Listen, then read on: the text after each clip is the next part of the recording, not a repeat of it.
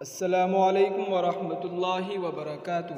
ناظرین، استقبال ہے آپ کا ہمارے چینل دا اردو نیوز میں۔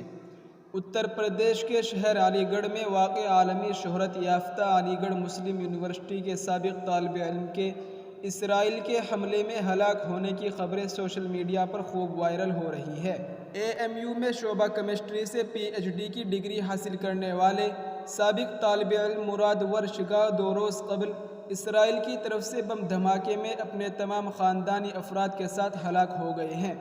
سوشل میڈیا پر ہلاک ہونے والے ان کے خاندان کے کل 17 افراد بتائے جا رہے ہیں، جبکہ وہیں دوسری جانب یہ خبریں بھی کل سے گردش کرنے لگی ہے کہ اسرائیل کے حملے میں مراد ورشگاہ کے علاوہ خاندان کے تمام افراد مارے جا چکے ہیں اور مراد کو ملبے سے کئی گھنٹوں کے بعد ریسکیو کیا گیا ہے۔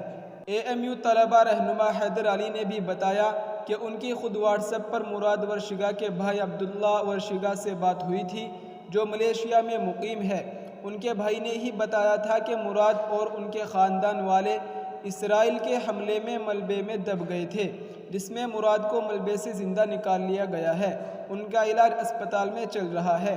عبداللہ ورشگاہ نے مزید بتایا کہ دادا دادی والدین سمیت گھر کے تمام افراد حملے میں ہلاک ہو گئے ہیں، جبکہ مراد کو ریسکیو کے بعد اسپتال میں داخل کرایا گیا ہے، جہاں ان کا علاج ICU وارڈ میں چل رہا ہے۔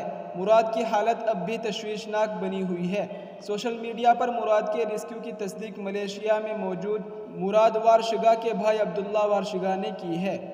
جی ہاں ناظرین، یہ اس وقت کی بہت افسوسناک خبر تھی۔ دعا کرے کہ اللہ تعالیٰ مرحومین کی مغفرت فرمائے اور گھر والوں کو صبر جمیل عطا فرمائے، آمین۔ السلام علیکم ورحمۃ اللہ وبرکاتہ۔